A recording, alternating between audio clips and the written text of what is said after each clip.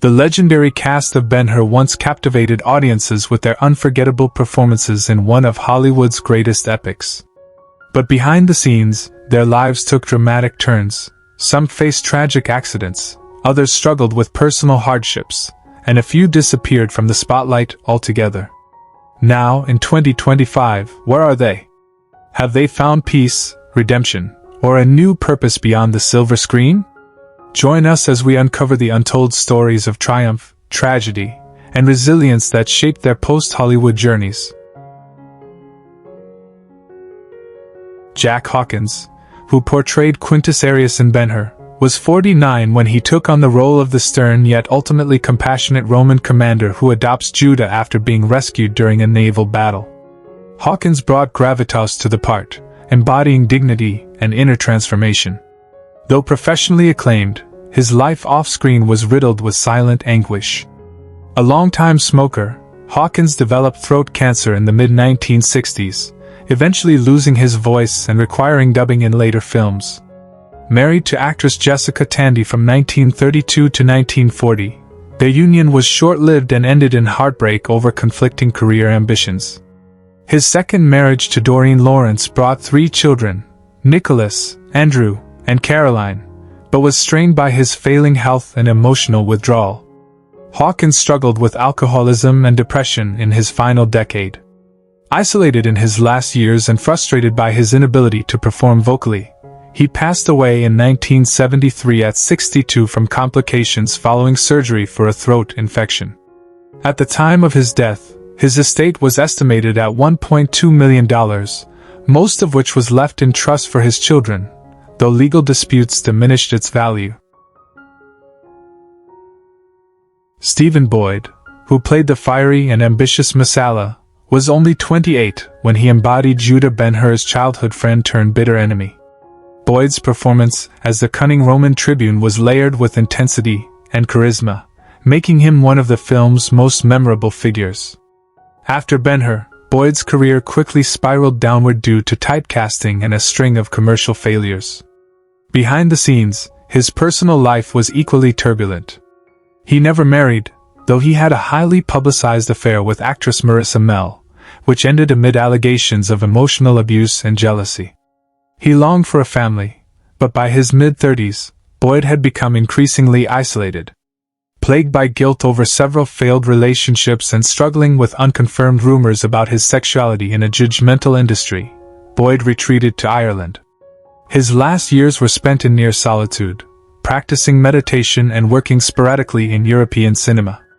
He died suddenly of a heart attack in 1977 at age 45, reportedly while mowing his lawn. His estate was estimated at just $750,000, the remnants of a once promising career lost to time. Martha Scott, who played Miriam, Judah Ben-Hur's long-suffering mother, was 47 when she took on the role. Known for her grace and emotional depth, Scott gave the character a haunting poignancy, portraying a mother afflicted by leprosy and separated from her son. Though revered for her stage and screen work, Scott's personal life was riddled with sadness. Married first to composer Mel Powell, the marriage dissolved after their only daughter, Catherine, was diagnosed with a severe developmental disorder. Her second marriage to George N. Brown, a television producer, was more stable but emotionally distant. The couple eventually separated in the late 1960s. Scott struggled with long-term depression and a sense of artistic dissatisfaction, particularly in her later years when roles became scarce. She turned to teaching and directing but felt overshadowed by her earlier fame. Despite her private sorrows, she maintained a quiet dignity until her passing in 2003 at age 90 from natural causes. Her estate, largely invested in modest real estate and film royalties, was valued at approximately $1.8 million, most of which was left to her grandchildren. Sam Jaffe, who portrayed Simonides, the loyal steward of the Hur family, was 68 during the filming of Ben-Hur. Jaffe brought wisdom and stoic resolve to the role, embodying both servitude and quiet rebellion with remarkable subtlety. A brilliant character actor, Jaffe's later career suffered under the shadow of Hollywood's blacklist era, due to suspected communist sympathies. His marriage to actress Betty Ackerman lasted until his death, but it was far from peaceful. They endured decades of financial stress and the sorrow of multiple miscarriages. Though he had no children, Jaffe treated several young protégés like family, yet admitted in private letters to feeling a deep sense of loneliness. He was often overlooked for major roles in his final years and suffered multiple strokes, which left him frail and withdrawn. Jaffe passed away in 1984 at the age of 93. His estate, primarily consisting of royalties and a few remaining investments in stage productions, was valued around $1 million, which he quietly bequeathed to various Jewish charities and to former colleagues who had fallen on hard times. Frank Thring, who portrayed Pontius Pilate in Ben-Hur, was 33 years old when he embodied the imposing Roman governor responsible for Christ's fate. With his theatrical gravitas and chilling intonation, Thring became unforgettable in the role.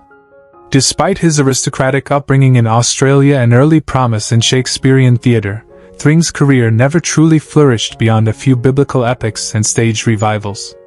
He struggled with depression and alcoholism for most of his adult life.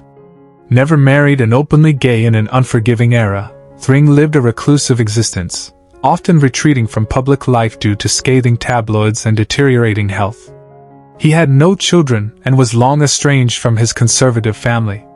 A series of medical issues plagued his later years: diabetes, heart disease, and eventual kidney failure. Thring died alone in Melbourne on December 29, 1994, at the age of 68. His estate, reduced significantly by medical costs and years of inactivity, was estimated at only $120,000. Few attended his funeral, but his portrayal of Pontius Pilate remains a defining moment in cinematic history. George Relf, who took on the role of Tiberius Caesar at the age of 71, lent a quiet menace and aged weariness to the imperial figure. A classically trained British actor, Relf had spent most of his career in theatre, only transitioning to film late in life. Though respected by peers, his screen career remained modest. Married to fellow actress Eva Moore, their relationship was marred by long separations, jealousy, and the tragic loss of their only son in World War II, a blow from which either recovered. Relf fell into a private sorrow and withdrew from frequent acting engagements. He suffered a stroke in early 1960 and died shortly after on April 24 at age 72, just a year after Ben-Hur's release. With most of his modest earnings consumed by healthcare and post-war taxes, Relf's estate was valued at approximately £40,000. His legacy was largely forgotten by the public, remembered mostly in footnotes of theatre histories and the credits of Ben-Hur. Charlton Heston, who played Judah Ben-Hur at the age of 35, delivered a towering performance that won him the Academy Award and secured his place in Hollywood legend. Yet the fame brought by the film also marked the beginning of his personal descent. Though married to Lydia Clark for 64 years, their union suffered from long absences and mutual infidelity. They had 2 children, Fraser and Holly, but Heston's stern demeanor and intense focus on work strained the family bond. In his later years, Heston faced a series of personal tragedies: the death of close friends, a fractured relationship with his son, and finally, a devastating diagnosis of Alzheimer's in 2002. Once a charismatic orator and staunch political activist, he faded into silence, his final years spent in confusion and decline. Heston passed away on April 5, 2008, at age 84. Despite these hardships, his estate was estimated at $12 million, preserved through decades of wise investments and real estate holdings. Haya Hararit, who portrayed Esther, the gentle and devout love interest of Judah Ben-Hur, was 28 years old when she brought quiet strength to the role. Her performance earned admiration, but her film career evaporated almost immediately afterward. Struggling to find work in post-war European cinema and typecast in exotic roles, Hararit eventually married British screenwriter Jack Clayton, whose fame eclipsed hers. The marriage, though initially passionate, deteriorated under the weight of professional jealousy and unfulfilled dreams. They had no children, and after their divorce in the late 1970s, Harriet withdrew from the spotlight entirely. She lived in near obscurity in the English countryside, plagued by arthritis and financial insecurity. She rarely spoke of Hollywood again. Harriet passed away on February 3, 2021, at the age of 89. Her estate was modest, valued at roughly $250,000, consisting mainly of a small home and the residuals from Ben-Hur that trickled in quietly over the years. Hugh Griffith, who portrayed the flamboyant and cunning Sheik Ildrim in Ben-Hur, was 47 years old during filming. His performance, larger than life yet tinged with quiet wisdom, earned him an Academy Award for Best Supporting Actor. However, his life after this peak was marked by decline. Struggling with alcoholism that worsened over the years, Griffith found fewer roles as his erratic behavior became well known in the industry. He married Welsh stage actress Violet Edgecombe in 1952, but their relationship deteriorated under the strain of his drinking and long absences. They had one daughter, Eleanor, whom he seldom saw in later years. His family life remained fractured, and his reclusive tendencies grew with age. Financial mismanagement and costly medical bills from liver-related issues drained his resources. Griffith died on May 14, 1980, at the age of 67 from liver failure. Once celebrated, he was buried quietly with few mourners.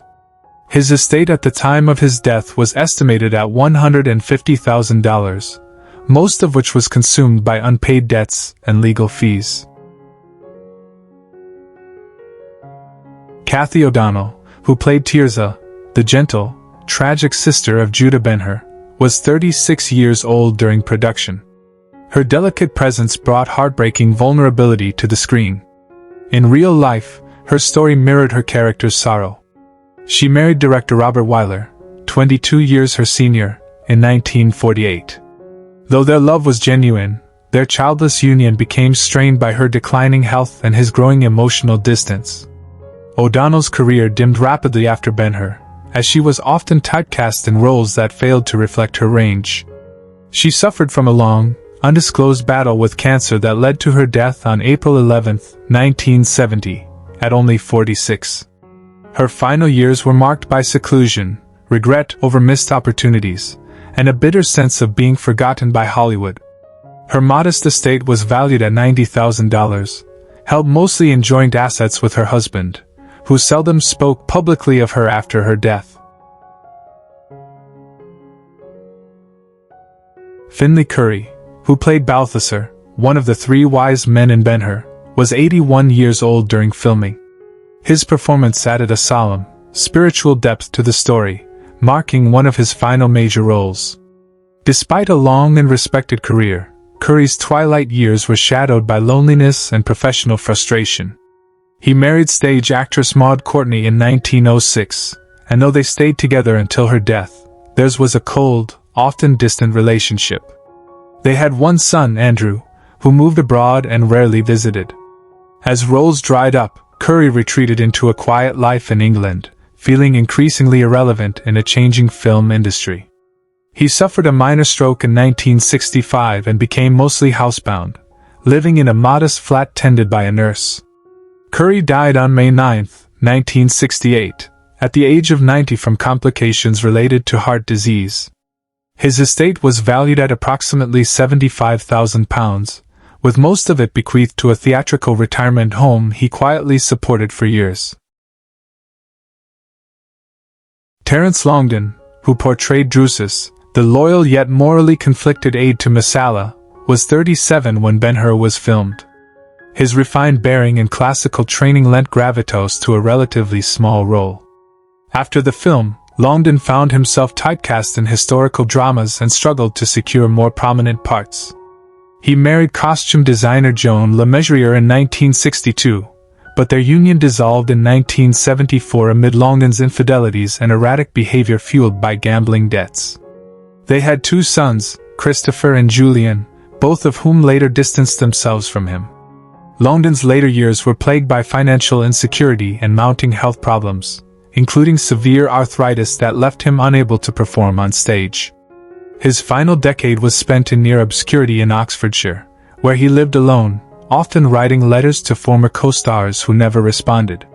He died on April 23, 2011, at the age of 88, from pneumonia.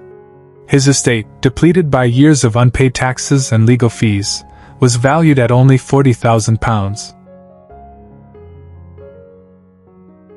André Morel, who portrayed Sextus in Ben-Hur, was 50 years old when he took on the role of the Roman statesman who subtly guided Judah's transformation. Known for his commanding presence and articulate delivery, Morel was a respected figure in British cinema. Behind his composed exterior, however, was a man plagued by loss and quiet despair. Married to actress Joan Greenwood, their union was marked by prolonged absences and unspoken resentment, particularly over career compromises made for each other. They had one son, Jason, who later distanced himself from his father due to Morel's emotional withdrawal. Professionally, Morel's career stagnated after Ben-Hur, with many roles falling short of his talent. He struggled with alcoholism in the late 1960s, compounded by a failed stage comeback and increasing health issues. Depression and chronic bronchitis worsened in his final years, leading to his death in 1978 at the age of 69 from a respiratory failure. Despite a dignified career, his final estate was modest, estimated at only £150,000, a sharp contrast to the stature he once held in the industry. Audie Berber, who appeared as the Nubian trainer in Ben-Hur at age 46, brought silent strength and a haunting gentleness to his minor yet unforgettable role. A former wrestler turned actor, Berber's hulking frame often overshadowed his sensitivity and intelligence. Off-screen, he struggled with exploitation by managers and was often typecast as brutish characters, which deeply frustrated him. His marriage to German dancer Lotte Katter was brief and fraught with jealousy over his sudden fame. They divorced in 1962 without children. Isolated from the film industry in his final years, he lived alone in Vienna, working sporadically in low-budget productions and suffering from severe kidney issues exacerbated by his physical conditioning habits. He died in 1966 at the age of 52 from kidney failure. Forgotten by most of his peers and with no family at his bedside, Berber's estate was worth less than $20,000, a stark end for a man whose presence once filled stadiums and screens alike. Marina Berti, who played Flavia in Ben-Hur at age 35, brought grace and quiet dignity to the minor role of a Roman noblewoman. Despite limited screen time, she captured attention, embodying the restrained yet proud aristocracy of her character. A stalwart of Italian cinema, Berti never broke fully into Hollywood, a fact that haunted her. She married fellow actor Claudio Gora, and though the union lasted decades, it was marred by infidelities and emotional distance. They had 5 children, including actor Andrea Giordana, but Marina felt disconnected from her family due to long shoots and her husband's domineering nature. After Ben-Hur, she was typecast and saw fewer substantial roles.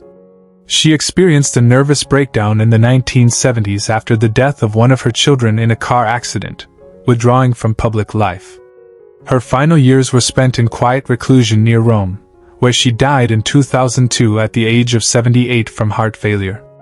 Her estate, divided among surviving children, was estimated at €500,000, much of it tied to property rather than fame. Who is your favorite character from Ben-Hur? How does it feel knowing that some of the actors are no longer with us? Share your thoughts in the comments below. If you enjoy this type of content, don't forget to like the video, subscribe to the channel, and hit the notification bell to stay updated on future uploads. Thank you for your support.